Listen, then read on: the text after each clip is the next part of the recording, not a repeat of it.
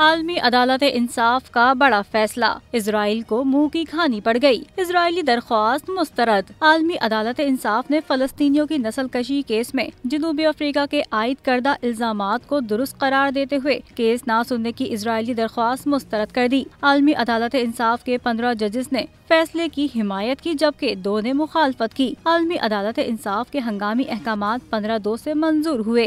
अदालत ने इजराइल को हुक्म देते हुए कहा कि इजरायली फोर्सेस नस्लकशी के इकदामात रोके और इजराइल आज के हुक्म के मुताबिक अपने इकदामात की रिपोर्ट जमा करवाए। ICJ ने हुक्म दिया कि इजराइल गजा में इंसानी इमदाद पहुँचने दे और सूरत हाल बेहतर बनाए। आलमी अदालत इंसाफ ने अपने फैसले में कहा कि इजराइल अदालती हुक्म के मुताबिक इकदामात की रिपोर्ट 1 माह में जमा करवाए।